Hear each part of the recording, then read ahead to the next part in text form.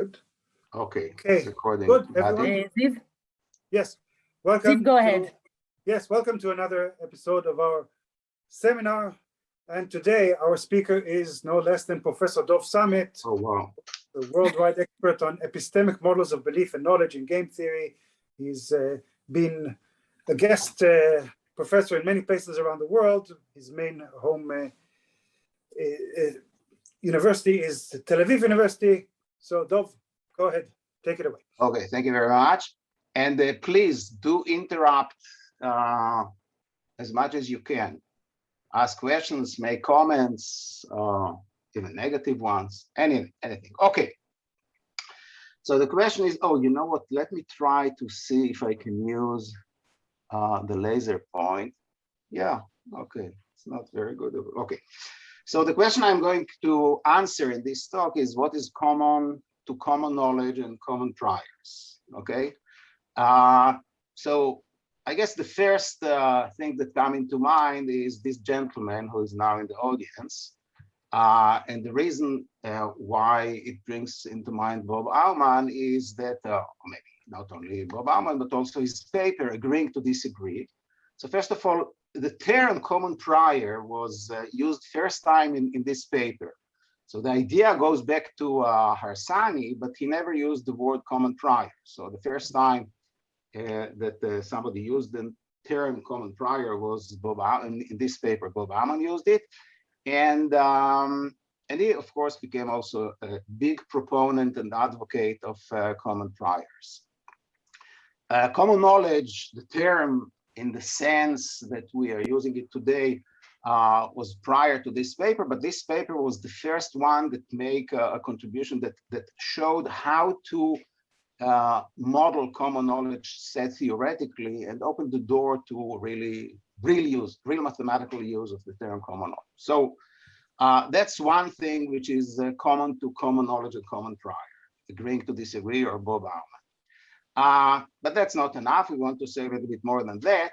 And it's easy to see that the thing that is common to common knowledge and common prior is the word common. Only that the word common is used a little bit differently in the two notions. In common priors, common means simply common. It's a prior that is shared by all players. Okay, so it's common to them. In common knowledge means that everybody knows something and everybody knows that everybody knows something, etc. ad infinitum.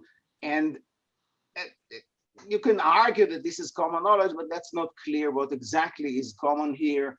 And it's quite surprising that there is any relation between common knowledge and common priors. But there is one, and to show that there is one, I'm going to, so the other... let me interrupt for a moment, okay? Yeah, please. You invited interruptions, okay? Yes, sure.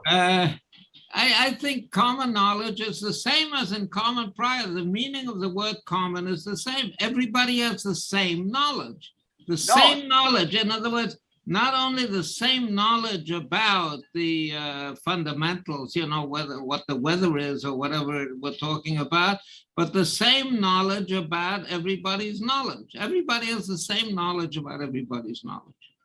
That's not enough, and also about the knowledge that everybody has about everybody's knowledge. Yeah, all that is included. Yes, all aspects of knowledge are the same for everybody in the game, just like the priors are the same for everybody in the game. Okay, so I'll show that's a long shot because it's not the same. A common prior is simply a prior which is the same to everybody, and common knowledge is not knowledge that is the same for everybody. It's a long shot to say, yes, if they know that they know that they know that, so then it becomes common. Why not calling just that what everybody knows not common? Okay, I'll give a better answer. Indeed, I'll make a claim, a sharper claim. You gave a better answer. Okay, so the way I'm going to show that these two things are analogous in a sense is by studying the structure of consistent type spaces. By consistent type spaces, I mean probabilistic belief type spaces, and consistent, I mean having a common prior. So type spaces that don't have common prior are excluded from this talk. And but the truth of the matter is, when I say the structure of consistent time spaces, I mean also the knowledge type spaces. And in this case, they are automatically consistent in a way that I'll explain later. Okay, so, and it's a joint paper with Alfredo Di Tilio and Eduardo Feingold, who is in the audience, and myself, who is also in the audience. Okay, let's start. So probabilistic beliefs are given on some measurable state space. So omega is the state space, sigma is the sigma algebra, and you have a probability distribution u over sigma that goes to 0, 1. We don't need to specify what a probability distribution is. Will be, oh, okay. Yes. No, I mean, you didn't change the slide. I thought. I Okay, didn't change this. The what? The No, slide? it's okay. It's okay. It's okay. Now, Okay. When we talk about knowledge, then we drop the measurable structure. We have just the state space. And we have a function that goes from all subsets that I'll call them event anyway, all subsets of omega to 0, 1, not to the interval, but to two numbers 0, 1, where sigma of E is 1 means that E is known. Okay. I'm going to call this function a support function. Why I'm going to call it a support function? Because there is going to be a set, non-empty set S, which is the most knowledgeable, most known, maximally known event, such that every other event which is known is a superset of S. So this is the support, S for smallest and S for support. And sigma of E is 1 if and only if E is a superset of S. Okay, and you see immediately the relation between support functions and probability distributions. If, for example, omega is finite, then it has a support, which is the minimal set that has probability 1, and all the sets that have probability 1 are supersets of this set. So this is exactly this function here, only that when you talk about measurable state spaces, then of course, usually there is no such support, such that all certain events are superset of this set. But here we don't have a measurable structure, so we don't have any problem to define it. And okay, so we have, for probabilistic beliefs, we have a probability, and for knowledge, we have support functions. Okay. Now we have operations on probability distributions and on support functions. On probability distribution, we have convex combination. Yes, we can take a convex combination, finite or infinite, we'll see it in a moment. What operation should we take on the knowledge part? Not operation on support functions. So the answer is, we can give the answer from convex combination. Suppose that alpha is different, is strictly between 0 and 1, then an event is certain for this convex combination if it is certain for mu and certain for ni. We take here for sigma and tau, we take the minimum. Something is known by S and by T, so if it is known in the minimum. So the minimum reflects reflects the same thing that certain events play here in the convex combination. To be certain for this combination, you must be certain for mu and for ni. And that is, so if you take support function to be known, it should be known by sigma and t, and this is the minimum. And this is a support function because the support of this minimum is just the union of the supports. So nothing here spectacular, it's just very simple thing.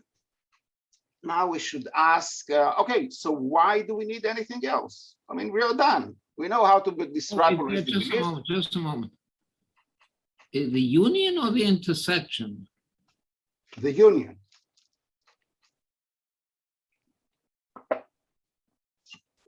In order to look at convex combination of probabilities. Okay, so you have a support for mu and support for ni. But when you take half of this and half of this, the support will be the union of the two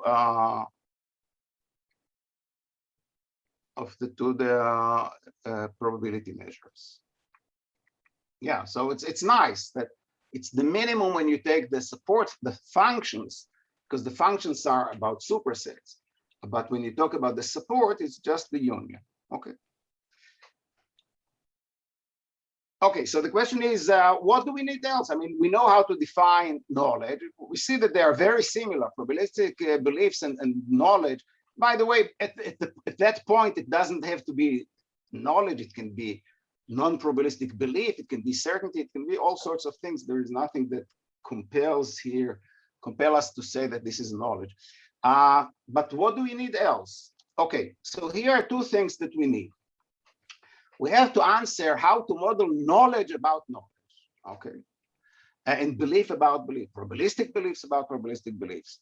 And that's not clear if we just have shown that you can take a probability distribution over a state space, but how you define probability distribution over probability distributions of others or for your own, okay? Or knowledge, even with one agent, you can ask, what does the agent or the player knows about, what does he know about her own beliefs and knowledge, okay?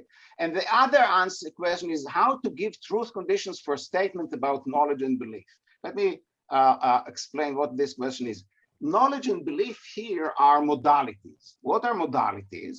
Modalities are non-truth functional modifier of a sentence. So this is something that you can append at the beginning of a sentence and make a new sentence. I believe that, I know that, I'm afraid that, I think that. These are all modifiers and they are non-truth functional. Here is another very well-known modifier, not. It is not the case there, not. But this modifier is not a modality because it's truth functional. Tell me what that is, whether it's true or not. I'll tell you if not that is true or not, okay? But if you say, I believe that, I cannot answer.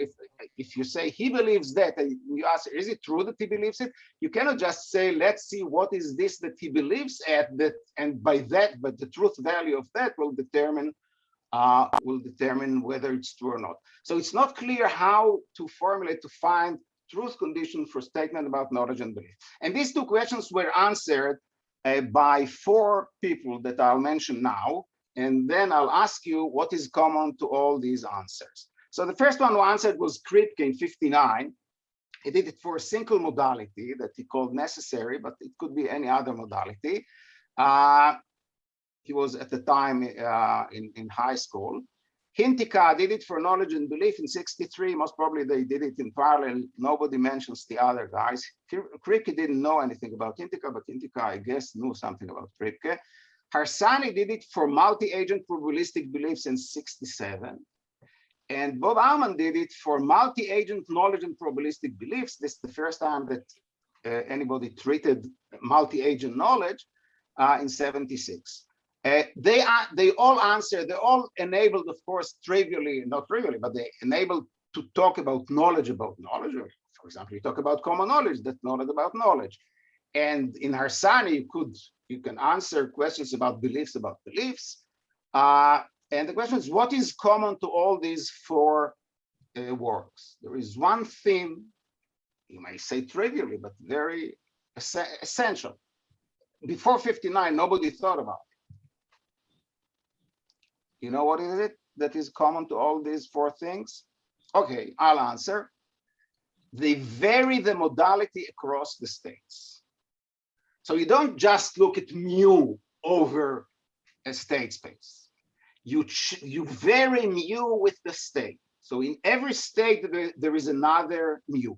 You vary knowledge with state. In different states, there's different knowledge. In this way, first of all, you answer how to give truth condition. The truth condition is, in a state, you can say whether an agent believes something or doesn't believe. That's the truth function, the truth condition. And of course, you're enabled to talk about beliefs and knowledge about knowledge, because knowledge and belief become themselves events. You could say, here are the states where the belief in something is half, that's become event, and then we can talk about the belief about this event. And so this is what we are going to do. So we are going to vary these 2 modalities of probabilistic beliefs and knowledge across states. So with probability, it's not done by something which is called a Markov kernel. In the finite case, this is a Markov matrix. So it's a function t that goes from omega times the sigma field to r. And it has the property that when you fixed omega, then t omega dot is a probability.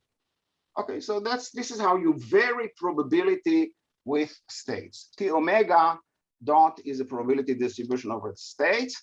And the same thing, so we didn't call it yet a type function t, but we'll do it later.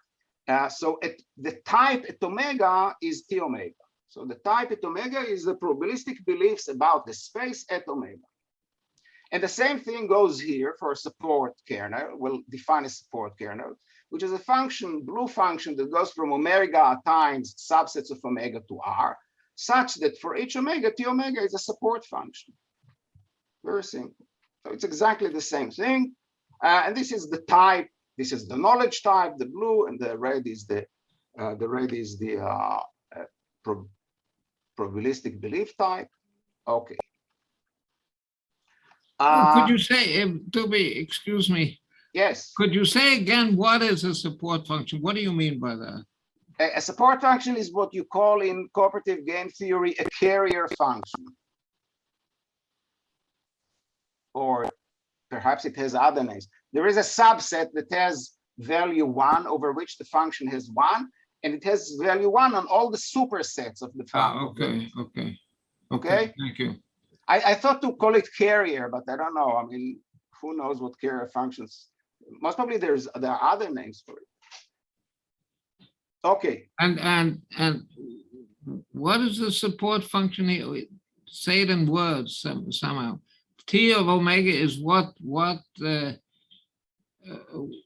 protagonist knows at what sets he knows to be true at omega. If omega is the true state of the world, then the t omega and dot, or t of omega and s, okay, and set s is one if he knows at omega that the set S, the event S obtains, and 0 otherwise. Is that correct? That's correct. Okay. So t omega is a function that has a S for which t omega is S, and it's 1 only on supersets of S. And the meaning Dubi, this is Pierpaolo. Would you call blue t of omega a Ken function? It can be called, it's a Ken function, that's true, but no, it's not yes, it's a Ken function. Well, by Ken, I refer usually, since I invented the word Ken for this purpose, I refer to the set of E's that are known, to the set of all supersets of S. Here, I want to refer to the function that gives 1 to all the sets in the Ken, and 0 otherwise, okay? The distinction is trivial, yes, but I want to keep it just to make in order to keep the analogy between knowledge and belief. Okay, so here here we have another requirement, which is not required for knowledge, that if we fix E and vary omega, then this is a measurable function. Okay. So Markov kernel is not my invented, it's a known object in mathematics. It's not was not invented by me. Okay. So now let's keep the Markov kernel and the support kernel, and let's talk about partitions.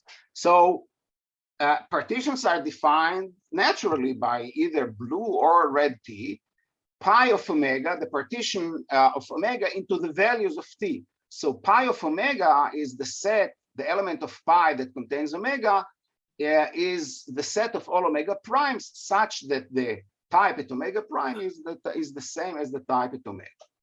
So here is, you can see already in action the idea of varying the type with the states, because pi omega is the event that the type of the player is t omega. Okay, so this partition is defined automatically for any function. You have a partition of the domain of the function, And so this is the partition. And here we have, by the way, okay, in the case of a Markov kernel, then of course we need to take care that pi omega is measurable for the next line. But if sigma is countably generated and it will require more than that, then it is indeed measurable. And now we have a property which we call introspection that says that the type at omega assigns to pi omega 1.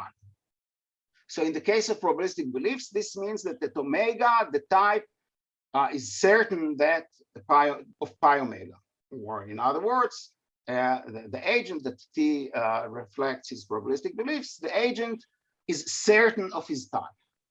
And in the case of knowledge, it means that the agent knows. But then for knowledge, we need another, we don't need,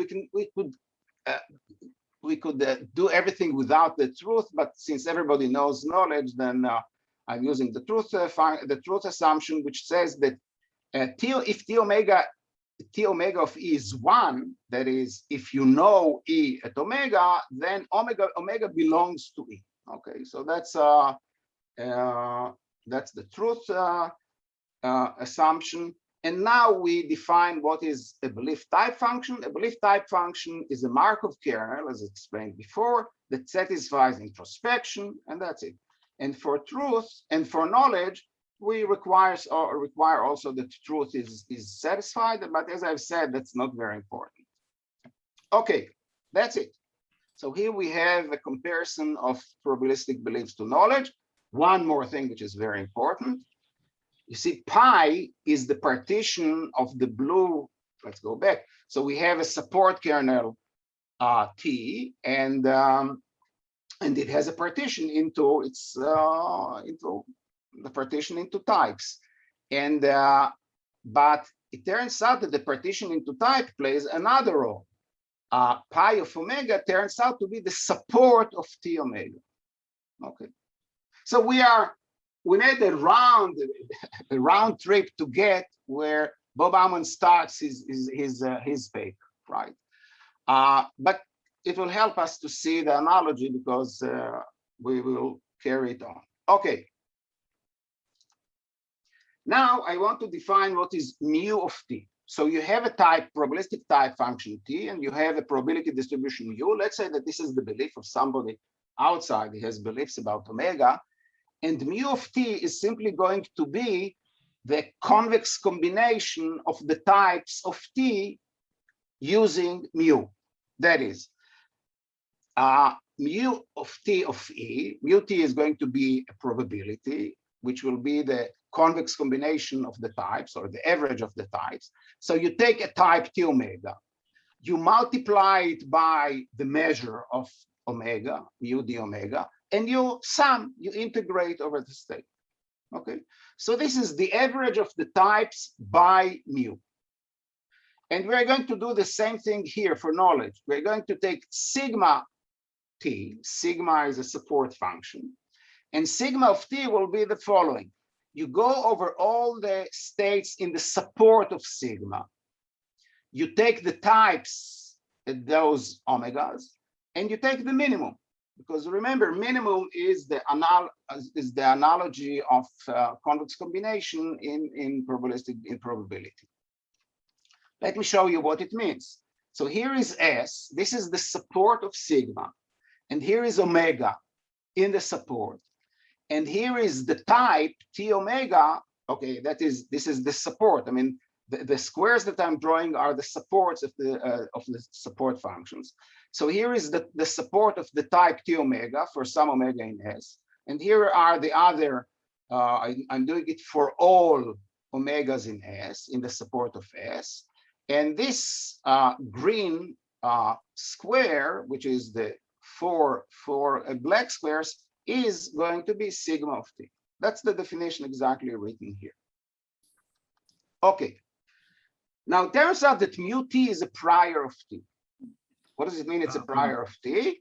Well, you know very well what prior is for finite spaces, but for infinite space, it's just the same. You have to write it properly. It turns out that indeed, when you go over all mu's, you get all the priors of T. So the priors of T are all the measures mu t. And this is true also here. Sigma t is a prior of t, only that we never define the prior of t for knowledge, but you can see exactly why sigma t is a prior of t. You see, sigma t, the support of sigma t is the green element. And the green element is a union of 4 black elements. So the black elements, which are the types of t, are really obtained from the green element by refining it, right? So it's a prior knowledge. So we can think of it's some knowledge at some prior state where the support of the knowledge of the support of the support function is the green event. And later on, knowledge became refined, and we end up with black the black squares here. And so it's clear that sigma t, or the support of sigma t, is the prior of t. So we have priors for probabilistic beliefs and priors for knowledge. Here is something else.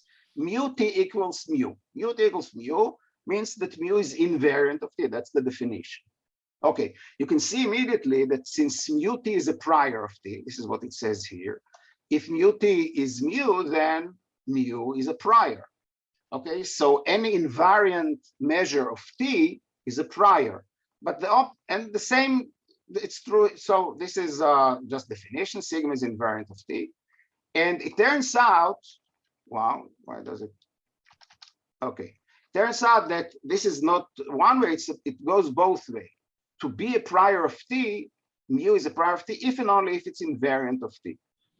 Oh, I see. Okay, let me go just back. Okay. Okay, C is in, okay, so sigma is a support function, and it's invariant if sigma t equals sigma. Let's see how it looks like. So here is the support S of sigma, and now I'm drawing sigma of t, and you see that the green frame is the same as the orange frame, so sigma t equals sigma. And you see then that sigma indeed is the support of sigma. Sigma is the prior of t. So here, as I've said, if mu t equals mu, that is, if mu is invariant of t, then of course mu must be a prior of t, because mu t is a prior. But also the opposite is true. So to be a prior and to be invariant measure is just the same thing. And this is true also for knowledge. To be a prior of t and to be invariant of t is just the same. And of course, this is a complicated way to say something a little bit simpler, that sigma of t is just some union. The support of sigma of t is a union of elements of the partition of the supports of the types of t.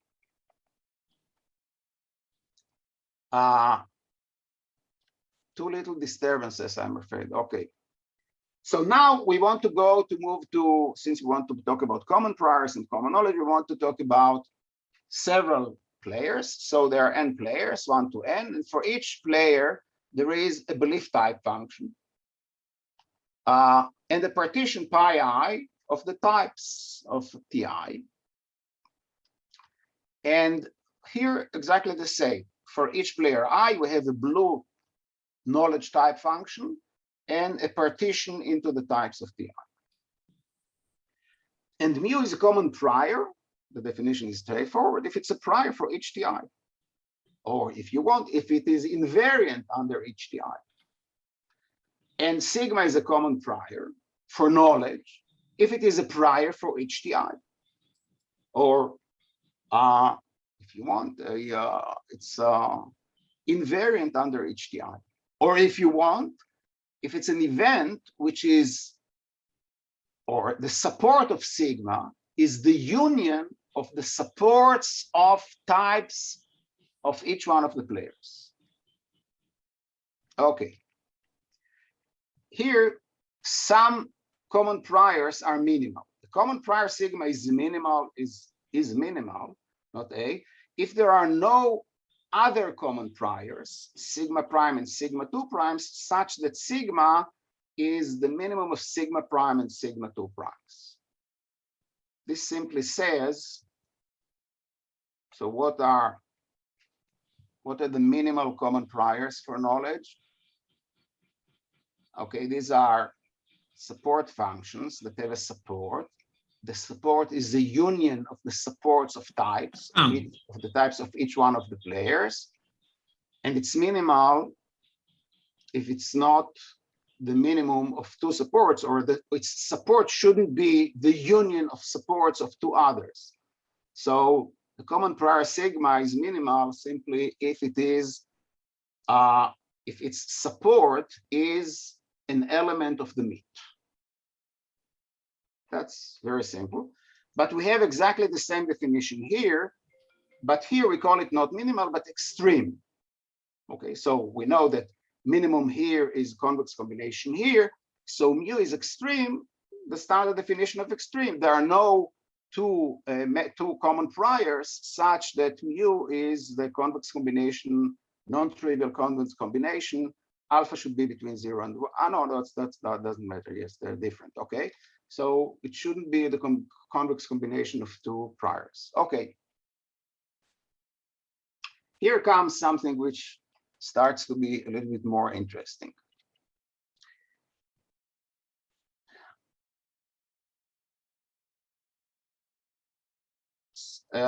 For knowledge type functions, T and T prime. I want to define what it means that T is more informative than T prime. And I write it like this. Yes, okay, T is more informative than T prime. And the definition is straightforward. If for each omega and E, T omega E is greater or equal than T prime of omega E.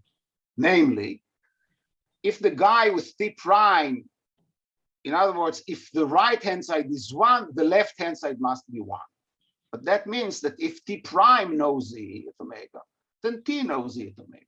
So of course, he's more informative.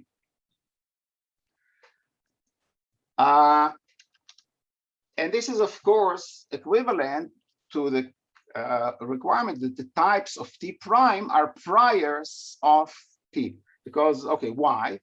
Because this means really that the partition of T into types is finer than the partition of T prime.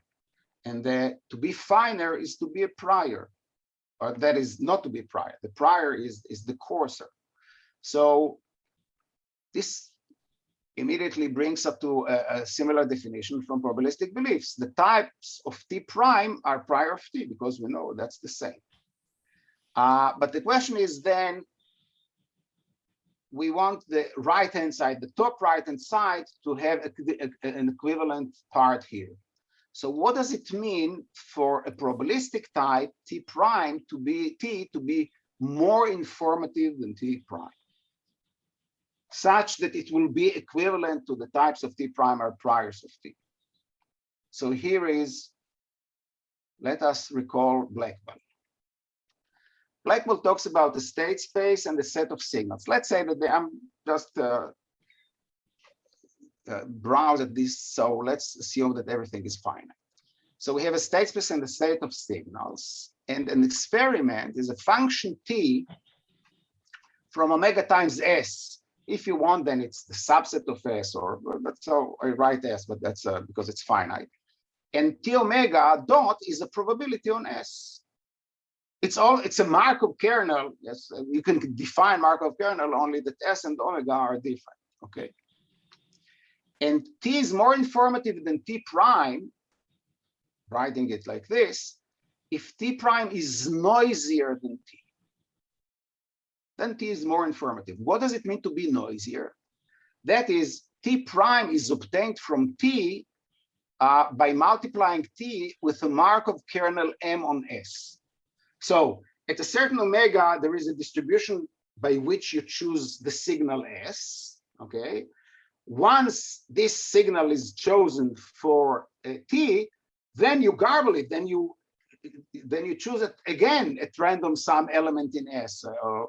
Okay, so this is, M is the garbling matrix, and this makes T prime noisier. Now look, if you define, so a special case will be that S equals omega. And T and T prime are belief type functions. Okay, so It means that they're also introspective.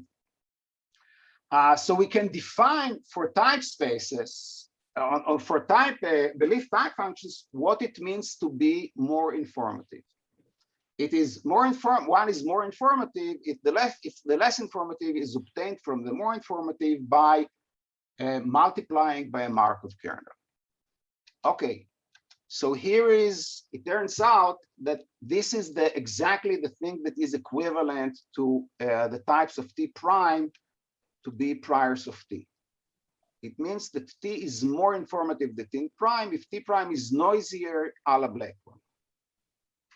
Okay, so here we have informativeness defined, equally defined in probabilistic beliefs and knowledge, probabilistic belief type spaces and knowledge type spaces exactly in the same way.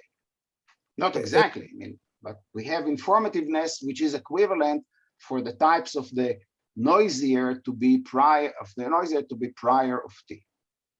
Dobi, this Yes. is only a partial ordering on the types, right? Yes, that's a partial order. Yes, like Blackwell, right? Of course it is.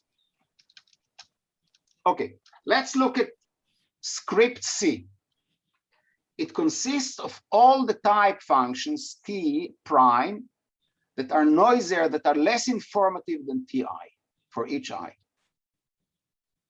That's the key to the notion of common knowledge. It's really common. T prime in this set has as knowledge only what all the Ti have. It's the knowledge that is common to all the I's. No iteration, nothing. It's just what everybody knows, but not everybody. You see, the trick is that you do it with the type function, and at some state, maybe I know everything, only things that everybody knows, but this is true in all states. But so it's defined in terms of the type function. So this set C of T prime is of the T prime in C are, okay, let's say it explicitly. So T is in C if T is less informative than each Ti, or in other words, according to this equivalences, the types of T are common priors. Okay, so you can already see how common knowledge and common beliefs are related, because to be a type of common, to be a common prior for knowledge means to be an element of the minimal, or not a minimal one. To be a prior in the case of knowledge means to be a union of the elements of the partitions of the player, and to be a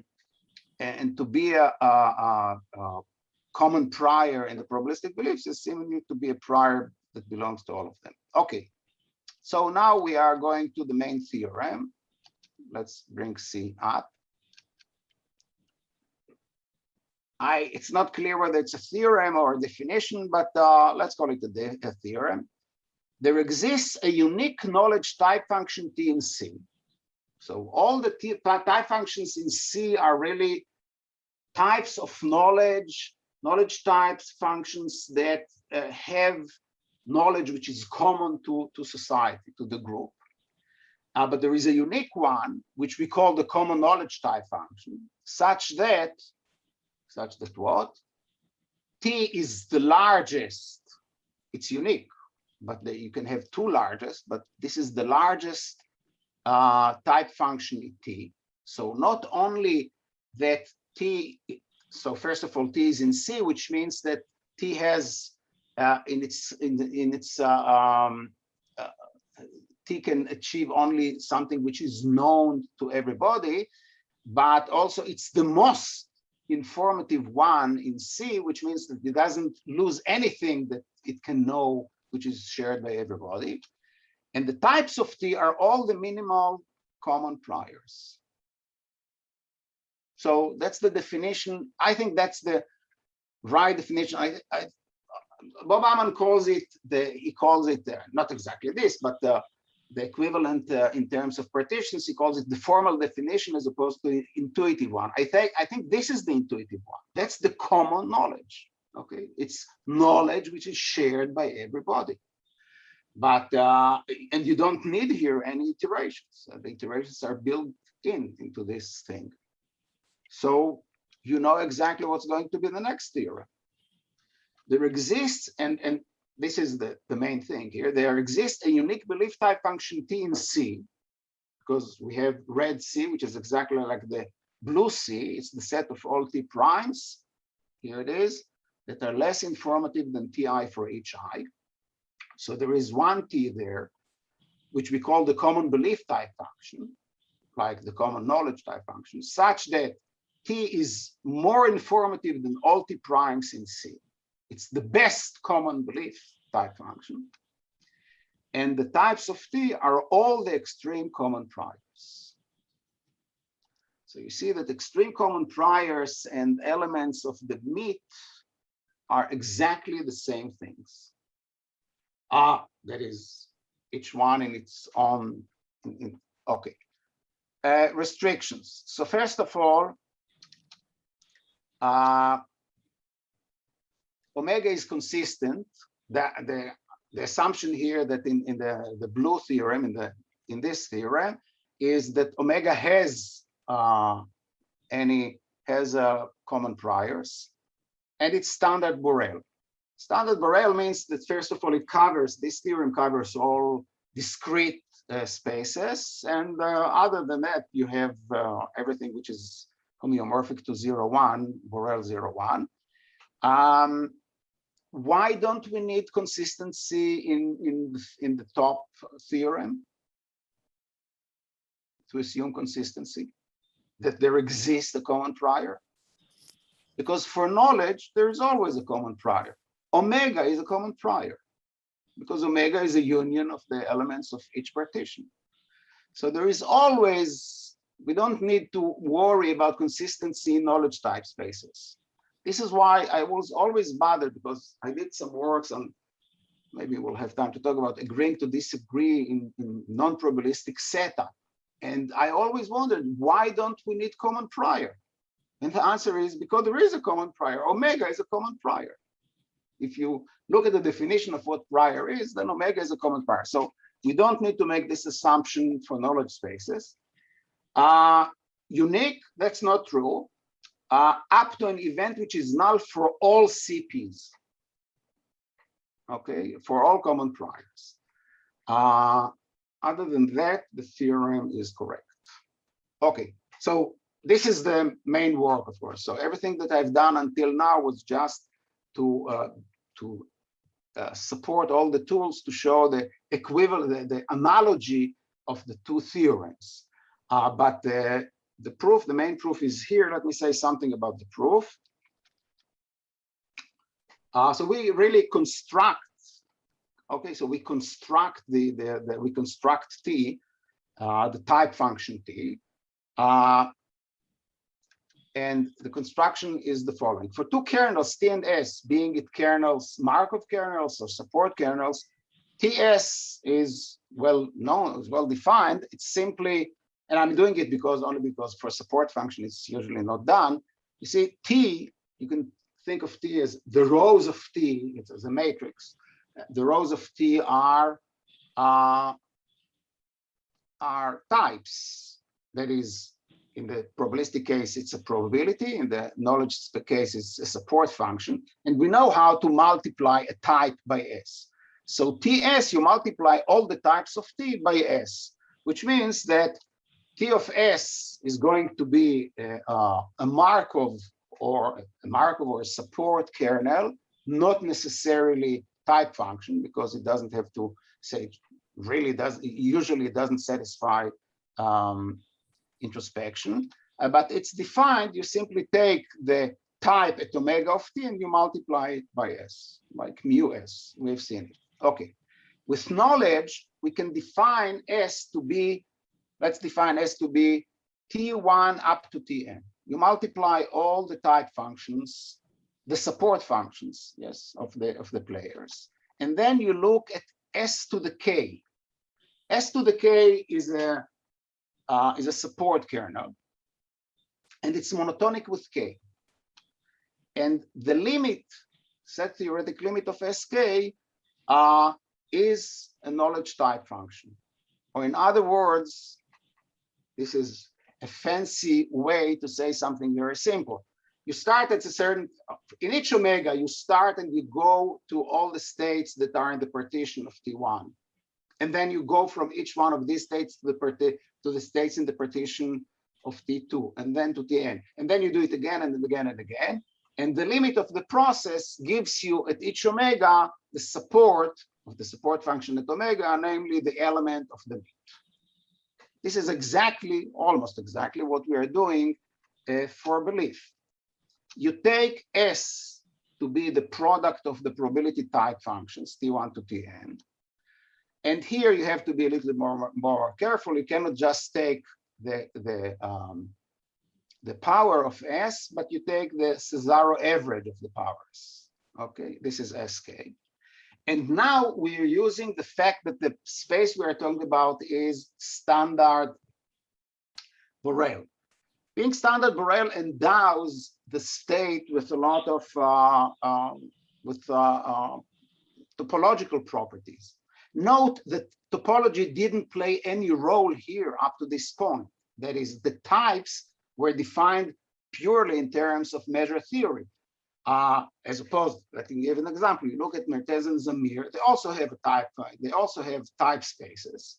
But there they assume topology and the types should be continuous, not only measurable with respect to, so when you fix E, everything is continuous. Here we don't have any topological assumption, but we have a probabilistic assumption that the space is standard Borel, which enables us to use the topological properties of the space. And when we do it, then we can show the following thing. Sk weakly converges, and this is topological notion, CP almost everywhere, that is, except for points that are a set that has measure 0 for all common priors, to the common belief type function. So you see that even the construction of the type space in both cases is very similar. Only that, of course, in the case of belief, it's of knowledge, it's set theoretic and it's rather simple. But here you have to fight a little bit, and the reason is, well, the composition theorem of this type were known from mid-20th century. Only that it was done for only. There are two caveats. It's done for only one operator, and it's done when you fix one of the invariant measure of this type function, of this type function or Markov kernel. And here we have n of them, and it's not clear that if we change the order, we don't get another one. So there is something to do, and then of course. We do it for CP almost everywhere. So you do it not for a fixed mu, but for a whole group of mu's, all the common priors. Okay, so here is a question. Here in the theorem for knowledge, the partition pi of omega into theta is the meet. If you look at this theorem for common belief, what we have here really is a definition of what is the meet in the probabilistic case. The partition of T of the common belief type function plays the same role that the partition the partition of common knowledge type function is. There it is there in the common knowledge type function, this partition is the partition of the meet. But here we also have partitions of the Ti. So the question is how the partition pi of T is related to the partitions pi I. And the answer is not, it's not trivial. I'll give you a couple of examples. Let's see if we have, yes, we have time for a couple of examples. Okay, example number 1. The simplest possible example. 3 states. You cannot do it with less than 3. Maybe you can. Okay, here is the type function of player 1. 1, 0, 0. It says a 1 to omega 1, 1, 0 to omega 3, 2 and 3. 1, 0, 0, 0, 0, 1. The partition into type is this. Omega 1 and omega 2 have the same type, 1, 0, 0. Omega 3 has a type 0, 0, 1. Good. T2, there are two players. Here is the function, the type function of player 2, 1, 0, 0 at omega 1 and 0, 0, 1 in omega 2 and omega 3. Here's the partition. At omega 1, you have 1, 0, 0. And the other type is at omega 2, omega 3, it's 0, 0, 1. Couldn't be simpler. Not only that you have three states, you have all the probabilities are 0 and 1. What are the priors of 1? Well, we know what are the priors of 1. It's the convex combination of the types. Well, so it's the convex combination of 1, 0, 0 and 0, 0, 1 is p 0, 1 minus p for all p between 0 and 1. The extreme points, of course, are 1, 0, 0 and 0, 0, 1. What are the priors of 2? Exactly the same thing, because you see the T1 and T2 have exactly the same types, only in different states. Okay, so it's the same, and therefore this is also common priors. So the common priors in this case is the priors of 1 and the priors of 2. That's a mistake. It should be a script C. So now I look at all the type functions T prime that are less informative than T1 and T2. Okay, we know that to be less informative means that the types of T prime should be priors of T1 and T2. So it turns out that this is the set. It includes T1, it includes T2, and it includes all the matrices that are of the form P0, 1 minus P in all three lines. Okay, now you can generate other matrices that have only priors, but they will not be type functions because you see they have to be also introspective. Okay, so these are all the types that are less informative, weak in the weak sense, less informative than T1 and T2. T1 and T2 are the largest in C or in type. Both are common belief type functions. Okay, so the two largest type functions are T1 and T2, but we said that there is only one type function, unique.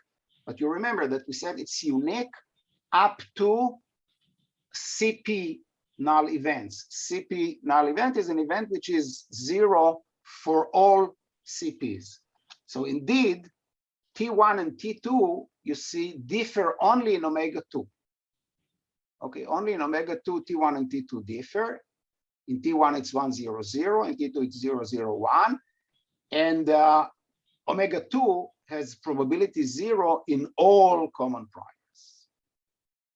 But then you see that the partition of T1 and T2 have different partitions, but it's not the partition of the meet. The partition of the meet is the trivial partition.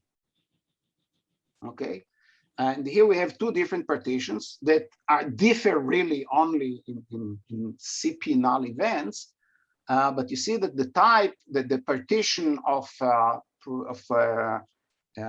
common belief type function is not the meet of the partitions of the types. So you might say, okay, so it's trivial here, omega 2 is 0. Nah, that's not a big deal. Most probably it's always the case that the partition of the type of the common belief type function is finer because we can throw all sorts of 0 states or 0 events.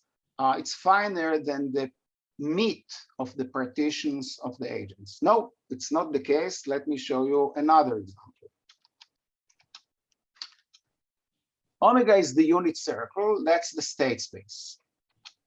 F1 is the reflection along the x-axis. So here I denote the x-axis with red. Okay, so this is the x-axis, and how F1 works, it takes omega and you reflect it to the other side. This will be F1 of omega, and of course F1 of omega, F1 applied to F1 of omega gives you back omega.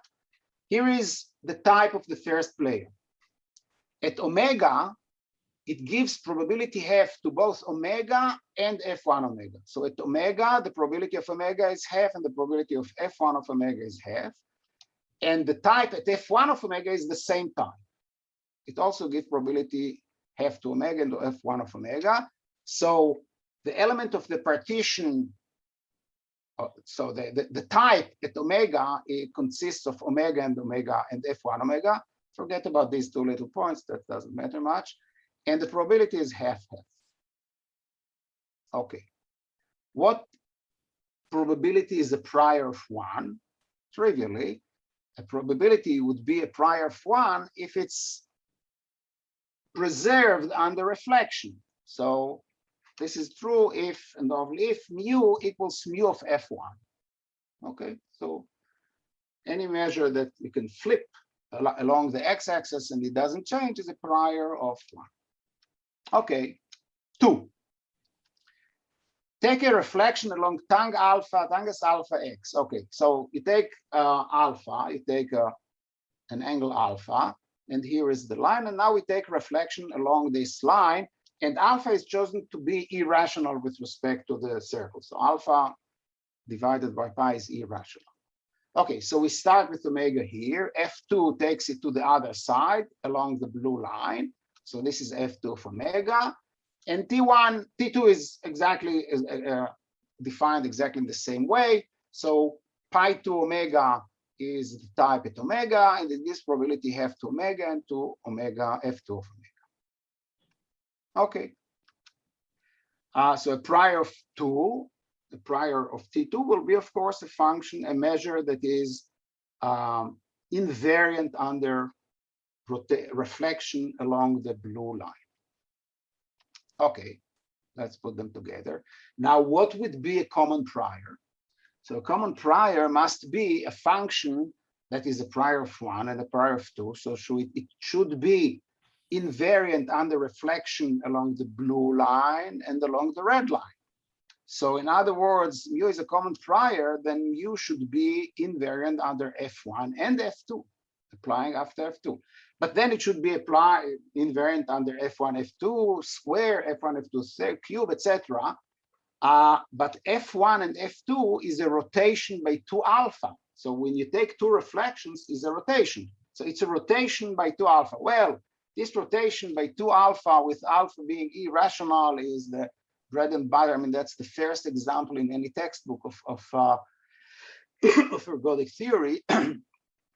And it turns out that the only measure, which is very easy to show, that the only measure that is invariant under rotation by irrational rotation is uniform distribution, which means that there exists a unique common prior. And therefore, the common belief type function, since there is a unique common prior, that's the only extreme point. We know that the type function has the types of the common belief type functions are common priors. There is only one common prior, extreme common priors. There is only one. So T omega is mu up to mu null events, and the partition into types is the whole space. While what is the meet of the types of the players? Okay. So let's start. So pi m is the meet, the partition of the meet, and I want to show what is the partition of the meet at omega. So you start with omega, then the element of the meet should include F1 of omega, because that's in the same element of the partition of player 1, omega and F1 omega, and also F2 of omega. But F1 of omega should, from F1 of omega, we go to F2 F1 of omega, and from F2 omega, we go to F1 F2, etc. And this will be the element. So this element of the meet that contains omega will have only countably many states. So the meet of the meet of the partitions of the types is very, very fine. There is a continuum of elements of the meet. Each one is countable, as opposed to the meet, not meet in quote, unquote. The partition of T into its type is trivial. It's all of omega.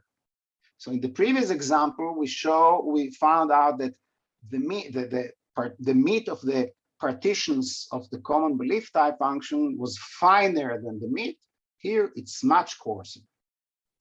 But by the way, that's not, these elements of the meat are not very interesting, because it turns out that since they are invariant under rotation, so they are ergodic, which means that the mu of any measurable set, which is union of elements of the meat, is either 0 or 1. So you cannot form a real set that consists of elements of this meat, a set that will have common prior half. You can have these sets are degenerate in a sense. You cannot form with them any measurable event unless it's almost the whole set or almost null. Okay. I think that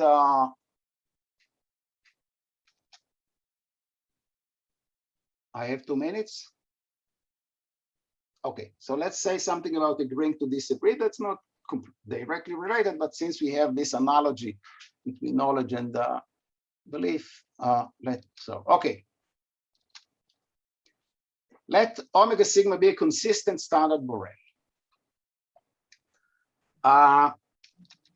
Let X be a measurable set, and let alpha 1 and alpha 2 be 2 probabilistic numbers, different probabilistic numbers. So what is this? This is the event that T1 dot X equals alpha 1, the set of all omegas such that the type of player 1 assigns probability alpha 1 to X. This is the event that agent 2 assigns probability alpha 2 to X. And this is the intersection. So this is the event E that first player assigns probability alpha 1 to X and second player alpha 2. Then the theorem of agreeing to disagree says that the event that T, now T is the common belief type function, the event that the common belief type functions assigns probability 1 to E, what can you say about this event? Well, you cannot say that it's empty, but you can say that this event is CP null. All common priors give it probability 0. That's a simple extension of Aumann's theorem, only that it's not trivial, because 2 things. First of all, T appears here, and T is a non-trivial entity. You have to work a lot to prove the existence of T. And the point is that it's CP null, so it's null for all common priors. So there are extensions of this type. I don't remember who was the guy, sorry, wow, that's unforgivable, who did it for general spaces, but he fixed mu. So this was true only for mu null events. But if you don't fix mu, then you have this theorem that requires T. Now, the holy grail of this, of the extension of this was, how should we extend it to knowledge? Or in other words, here we use the probabilistic, so the event is defined by probabilities. Can we define it not in terms of probability, but in terms of decisions or some sort, something discrete, or set theoretic, not but the point is that here is another extension, which is almost trivial, but pay attention that we cannot just replace it by decision, because the event E is defined in terms of types, right? It's not, and this is part of the model. So here is the extension to knowledge. So first of all, you don't need to require consistency, because as we have said, knowledge type spaces are always consistent, because omega is a prior, common prior. But we take any subset X, and we take 2 numbers now in 0, 1, not in the interval 0, 1, but in 0 and 1, and they are different, which means that, okay, and E is defined exactly the same way. And here is the conclusion. T of E equals 1 is the empty set. So that's exactly the same. It's rephrasing the probabilistic case for knowledge. It means, in words, it means the following obvious thing. It's impossible that society, or that the two agents, that there is common knowledge. T is the common knowledge type function. So that's a shared knowledge. A shared knowledge. There cannot be a shared knowledge that one of the players has knowledge of E and the other doesn't have knowledge of E. That's impossible. So you might say, okay, isn't it just a special case of the left-hand side, right? So it's not the proof is almost the same proof, but it doesn't follow from the left side, because in the left-hand side, we have a measurable structure. Here, omega can be huge, and it's applied to every event X. So you cannot say, okay, so let's put here some probability and then use this theorem. You cannot put here probability, because it's true for every subset of omega, and therefore you cannot make a measurable structure. But this is complete analogy of the probabilistic case for knowledge. And it's defined not in terms of decisions, but they're in terms of the type, whether one knows or doesn't know X. Yeah. Okay, I think by that, I didn't have enough interruptions until now, which is a bad omen, but not bad omen, bad omen. Okay. That's it. Thank you. You're most welcome. Are there questions?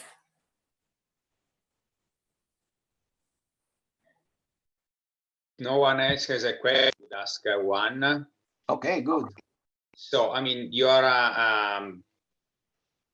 example with the circle shows that there are interesting things to say when you have an infinite state space. But suppose I want to teach some of this stuff to students who do not know measure theory. Yes. Yes. And I say that omega is finite. Yes. Let me also throw away truth, because as you said, it is not that essential. So instead of knowledge, we have qualitative belief in the sense. And then I think you from an analogy, you go to formal relationships, in the sense that what you have on the right-hand side is the extreme version of the left-hand side. Am I wrong? Just a moment. I have to think about it. Okay, so we have omega. So okay, you have a finite omega, but you have qualitative belief, or just belief, rather than knowledge. And now you ask whether I'm not sure that the right-hand side as written now is correct.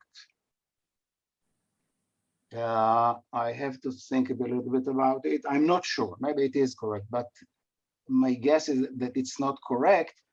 But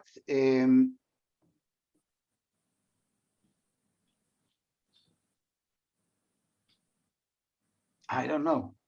Let me think. That's a good question. I don't know the answer right now. I'll think about it.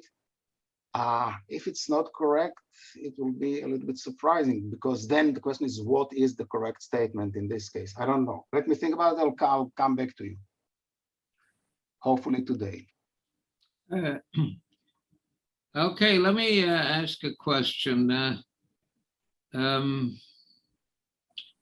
I was captivated by that theorem that says that in the case of knowledge, common knowledge is that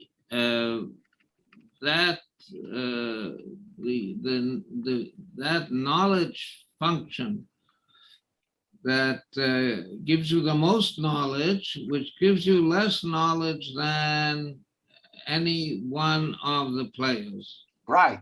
Okay. Mm-hmm. All right. That's that. Yes. Okay. That is correct. Now there's this other one that says there exists a unique belief type function T and C called the common belief type function. Okay. Now the way I interpret the blue theorem is that there is a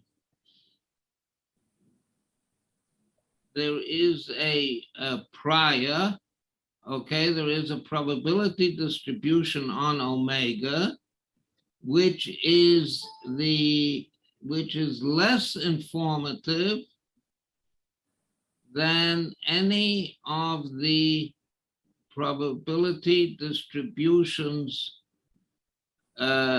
which is in some sense less informative than a number of other probability distributions.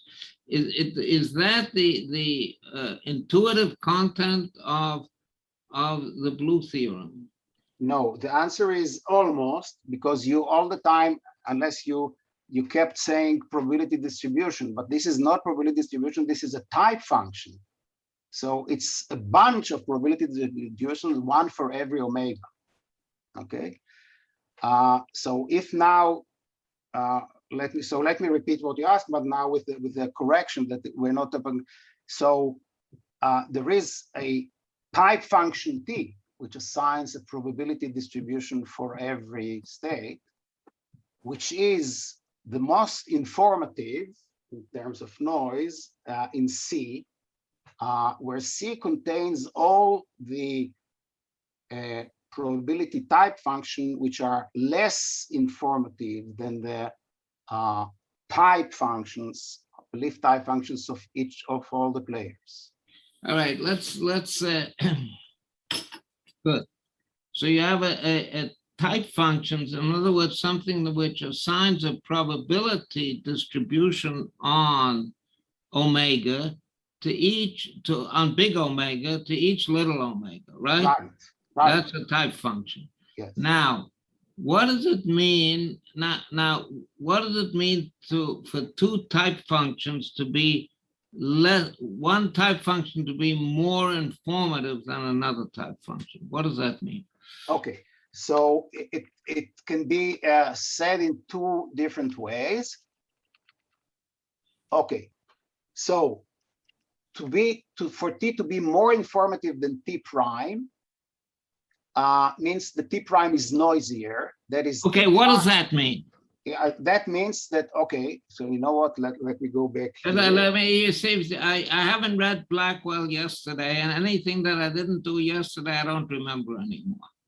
Okay, so let me remind you Blackwell today. Yeah. Okay, I'll do it right now. It means that T prime is T times a Markov kernel M, which means that let's go back to here is Blackwell. Okay, so you have an experiment. What is an experiment? You assign to each omega probability distribution over S. Okay, S are the signals. Omega is the state space you want to learn. Oh, okay, okay. And then you observe S, little s. Yeah. Okay. When you observe little s, and this is T. Okay, so T tells you at a certain omega what distribution you have over S, and then you have a lottery and you choose and you look at S. T prime does the same thing.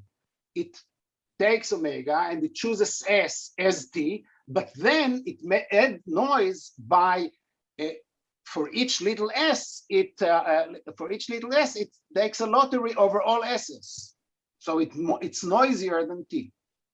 And this is in terms of multiplication, it means the T prime is T times a Markov kernel on S. So in our case, S is omega. Okay, so let's get back T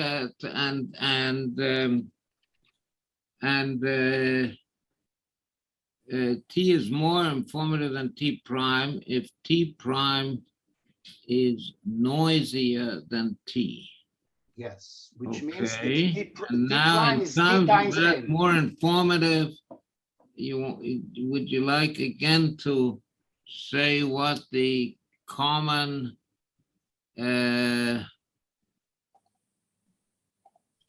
Okay, fine. All right. Thank you. Okay. Yeah. Which really means, okay, so this equivalence happened to be the case because T is also introspective. You see, yes, these are belief type functions which are trivial. They're trivial. If you think about the Markov matrix in a finite state space, the Markov matrix corresponds to a belief type function. It's a diagonal Markov matrix, where in each it's diagonal, it has squares along the diagonal, and in each square all the lines are the same. So out of the square it's 0, and within each square all the lines are the same. So it's trivial, it's idempotent, it's really very uninteresting. But in this case, this is why, because T is a belief type function, this is why the types of T prime, the equivalent condition is that the types of T prime are priors of T. Okay. Thank you. Okay, good. I think Jeffrey Mensch might have a question. Yes. Yeah, so I was thinking about what you were saying in terms of comparing the definitions of informativeness. I guess we're on that slide right now anyway. And I was thinking about, one of the main theorems of Blackwell being that, for any expected utility maximizer, being more informative is better. And I was trying to think if we can come up with an analogous theorem for the case of common knowledge. And I think you can. I'm not sure, it might be interesting, but it might just be like another type of connection that you can add there. That basically, if you think about the ambiguity aversion model of Gabor-Schmeidler, then if you have more informativeness in terms of common knowledge, then someone who is ambiguity averse would prefer that situation more, because you have to deal with a smaller set of states that are possible.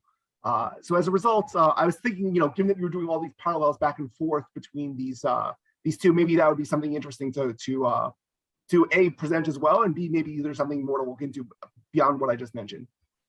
The short answer is that I don't know, and it's also the long answer, I guess. I don't know, but that's interesting, really, to think about it. We didn't think about it, at least I didn't think. Maybe my co-authors did. I don't know the answer. I have to think how to do it. Yes, that's interesting way to go to. Yeah. Okay. Michael Reinecker might have a question. Yes. Yeah. Hi. So I'm trying to understand what kind of CP null sets look like. So are they extreme common priors? Are they like mutually absolutely singular or something like that? How can I think of those? Of the extreme points? Yeah. Okay, so they are mutually singular. Yeah. Okay. Yeah, okay. That's so any two extreme points are mutually singular. That is, they have disjoint supports in the yeah, and what else? Okay, so let's take the square. Okay, so two players, player one knows X, player two knows Y, and each player, the partition of each player is just the player one is just the horizontal and vertical lines, right? And let's say that his prior, his beliefs in each such vertical line is the Lebesgue measure. Okay. So what are the priors of player one? The priors of player one are all measures on the square that conditional probability gives Lebesgue measure on the vertical lines. Okay, so such measures, of course, are not Lebesgue measures on 0, 1 on the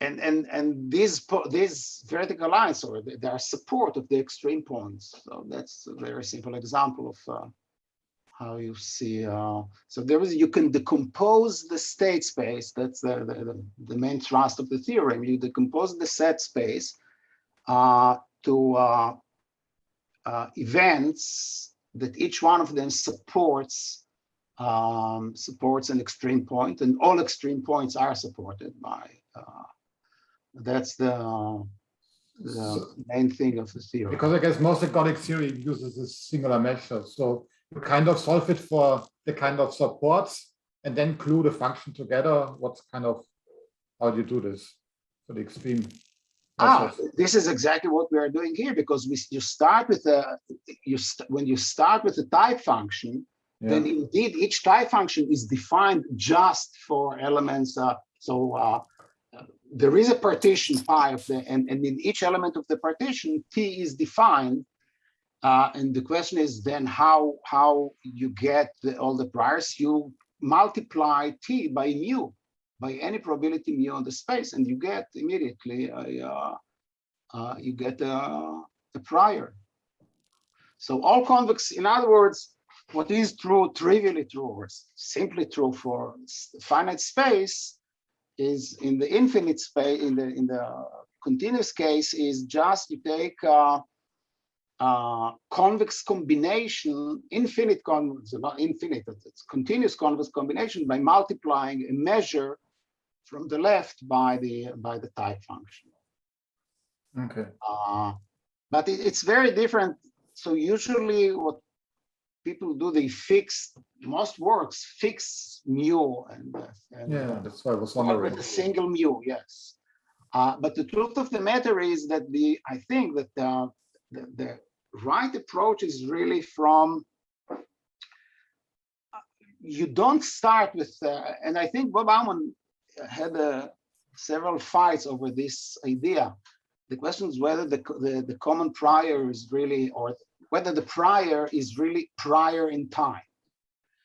And and I think that there is a lot of work now that indicates that that's not indeed the case. Certainly, Harsanyi didn't think about it in this term. He did. This is maybe why he didn't call it prior. So it's maybe Bob Aumann's fault that he called it prior, hinting that there is a prior stage.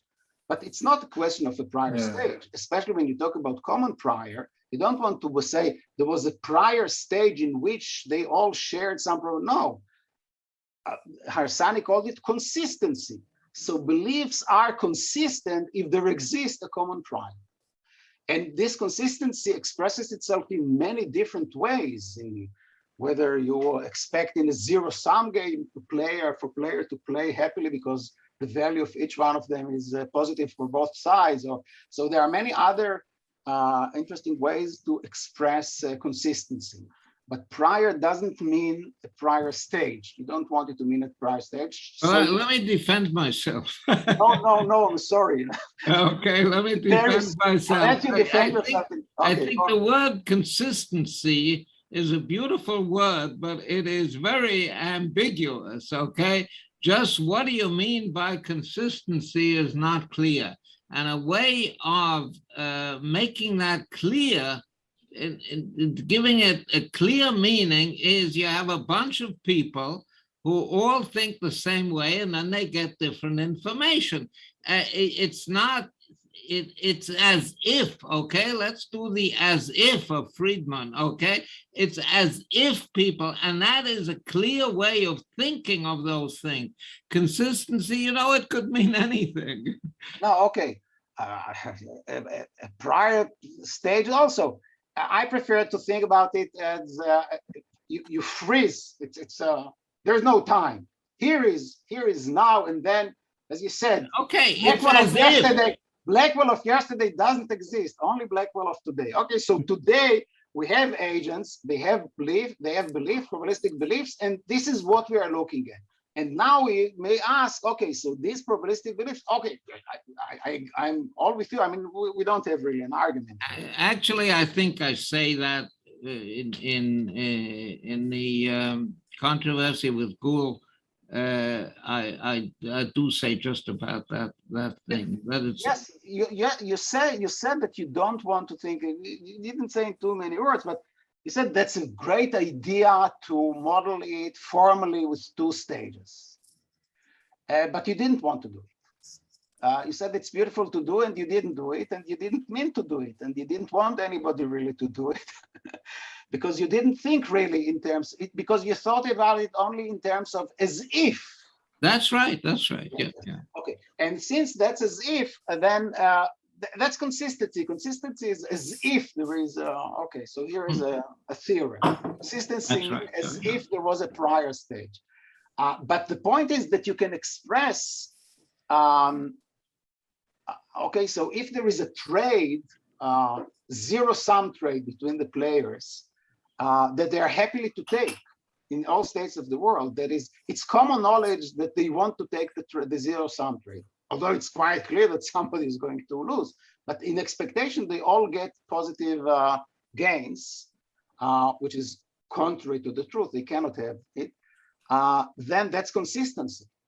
So consistency means that you cannot believe contradictory things. This is exactly consistency. So if we all believe that we are going to gain in a zero-sum situation, we are inconsistent. And this is equivalent exactly to the existence of a common prior. So if you are, there exists a common prior if you cannot be inconsistent in your belief. Well, actually, I don't think that's correct. I think it's possible in a zero-sum game for everybody to believe that he's going to gain. It gets different information. People get different information, and then they all believe. Two players in a zero-sum game with common priors, okay, and common knowledge of rationality, all right, and they can both believe that they're going to they get different information, okay, which is the information is based on the information is based on the truth, okay. Yeah. But they get different information about the truth, and then they can both believe that or maybe in a zero-sum game that can't happen. That's right. Exactly. It can happen, but not in a zero-sum game. You're right. You're right. Okay. In a zero-sum game, it can't happen, and that is what makes a zero-sum game a zero-sum game. Right. Now I remember. Yeah. Okay. It can happen, but in only in a non-zero-sum game. They can get more. What can happen is that they can get more than is possible. They can both believe that they get more than is possible for them both to get. But that can't happen in a zero-sum game. You're entirely right. Okay. Yeah, because I was going to retract my paper in which I proved exactly this claim. But let me ask. Presumably, the words prior here comes from the Bayesian updating, the prior and posterior. Exactly. Yes. Yeah. So why wouldn't it apply? Because it's coming. No, it applies. You're completely right. I mean, it's really prior in the sense that it's derived by conditioning. Yes, that's right. So the wording does fit in that sense. Oh, the wording. Yeah, I don't think we have any argument about this. Yes. Okay. I think Miklos has maybe a question. Yeah. Hi, Dubi. So let me polish a bit on your result. Okay. So what if you go back to the definition of noisier bit, and if you somehow I think the perfect analogy to the because on the knowledge case you have the finest common so you look for the finest partition among the partitions, which each of them is coarser than the original partitions. Yes. So here, what if if M can be only the type functions of the players? If what?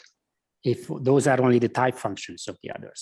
So you don't ask for any Markov kernels, but you ask for only the type function of the others, which are Markov kernels. You are talking about Blackwell or about this model? I mean, yes. So in the Blackwell case, if you don't ask for the partial ordering, if you don't ask for any Markov kernel as mega garbling, but only for the type functions of the others, so some special class of Markov kernels, I think you get the very same, because in the proof you use only this thing. So Okay, you so use that, and you take the iteration of the steps and so on. So practically use for this, you use this kind of garblings only. Okay, so in the case where T and T prime are type functions, then you are right. The garbling function will be a type function. And this is why you have this equivalence here. You don't need, if there exists a garbling function M, this garbling function must be a type function. Must be a type. Yeah, so many garblings. Which brings us to this, yes. Yeah, so many garblings can be possible, but it's enough to focus on the type functions as garbling functions because it's enough in your setting. So it's a very special one. And I was thinking about that at the very beginning. Practically, when you speak about common knowledge, you speak about this fixed point definition. So you make this is the, the finest common corsement of the partitions. Okay, and that's the reason. And that's the reason, perhaps, that you don't need for iterations on the other on the belief side. So you don't speak about belief hierarchies because you don't need belief hierarchies in the proof. No, there are no belief hierarchies. You don't need belief hierarchies. And it's not because it's because we are talking about T, and T is a function for each omega. Okay, so it's not just belief at the state, but T expresses beliefs in all states. Yeah. And so practically you iterate the first order beliefs, but you don't get higher orders. I remember there was a what was the name of the program of children in the United States? There was Count Dracula, Sesame Street, right? Count Dracula was in Sesame Street. He says, "I know how to count. Here I count my horse, 1." Okay, so I would hardly call I call it iteration, one iteration. I define beliefs. I don't iterate anything. So what if you would like to compare an iterative definition of common knowledge to what you have here? Oh, that's equivalent. I mean, in finite spaces, and special spaces. In special spaces and under certain circumstances, for sure. But in general, in all normal spaces. Okay, so if you have, we're talking about knowledge, right? And if you have in any knowledge space, where the set is defined, it's normal set, theoretic set, as opposed to how do you call it, not well-founded set theory. If you have non-well-founded set theory, then they are not equivalent, and you may need to go beyond omega iterations of knowledge. I don't know. So, but if you have in all other definitions that I know, they are always equivalent. I mean, the two definitions. So I mean that when you take this common corsement, then this can be, this common, and you would like to construct it. The iteration in the construction can be very long if the set is big enough. No, it's big enough. It's always countable. You never need to go beyond the countable. But if you have more than countable you can partitions, so that's on you. It can be. You can have omega to the omega to the omega. It doesn't matter if you you go countably, and the set is already closed under accessibility, and therefore that's the element of belief. So you never need to go beyond the omega. Yeah. Okay. Thank you very much. And that's, by the way, so here I'm not going to talk about it, but there is, since Michael Graneker is here, he called my attention to this problem in Vienna, now I recall, many years ago. We think of elimination of strictly dominated strategies as expressing common knowledge of rationality. Yeah. And this is why we do it. We say, okay, everybody is rational, therefore nobody plays strictly dominated strategy. Everybody knows that everybody knows, so they know already that these were gone. So now you go through another stage, etc., etc.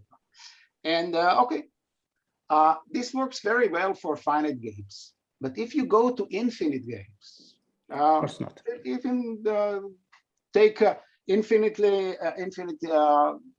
with countable many strategies. You can go through the whole iterations of knowledge and elimination, and at the end you have a small game. And in this game, lo and behold, there is a strictly dominated strategy. But what are we going to do? We have exhausted already common knowledge by all the stages.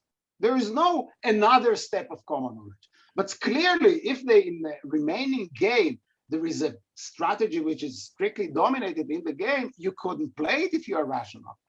But then the whole relation between common knowledge and rationality and iterated elimination of strictly dominated strategies falls apart. Yeah, but Dubi, this is the example when the common knowledge and the fixed point definition, the iterative and the fixed point definition is not the same. No, they are just the same. The proof is garbage.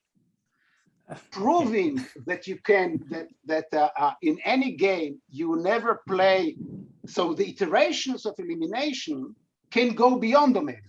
Yeah. The iteration of knowledge cannot go beyond omega. It's meaningless. It doesn't go beyond omega. So how do they fix? The answer is, so the question is this: does common knowledge of rationality implies really that you need to go through all transfinite stages of elimination of strictly dominated strategy? The answer is yes. If you try to do it with the countable, with the definition, the iterative definition, the proof stinks. It's not the concept. You should do it with the fixed point. I'm not sure that this definition, by the way, that I'm bringing here is exactly fixed point, but if you use this definition, then there is no problem. There are no iterations of knowledge whatsoever. Each time you use the same event of common knowledge and you iterate elimination as long as you wish. Yeah. Okay, to any transfinite. So in a sense, the right definition of common, it appears in many cases that the right definition is really the fixed point, or the definition here. The definition really in terms of the meat, which is the definition here. That where is this?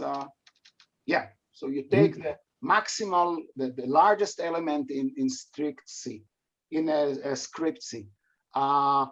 That's the definition, I think, which is exactly the definition, the formal definition of common knowledge in agreeing to disagree. Now it's disagreeing to disagree.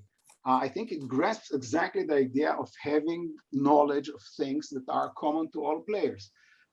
Without, and of course, the iteration follows from it trivially, but because if you look at the common prior in the knowledge meaning, which means it's an event which is a union of elements of the partitions of all the players, then of course everybody knows this element, and everybody knows that this element, and that's trivial. So the iterative definition is trivial. Trivially follows from the definition of this definition of, and in many cases, that's the only definition that works. The iterative definition of common knowledge simply doesn't work. Yeah. Okay. Thank you. Okay. Thank you, Dubi. Okay. Any more questions? No? Going once, going twice? Okay. So thank you, everyone, and thank you very much. Thank you. And see you next time. See you. Thank you.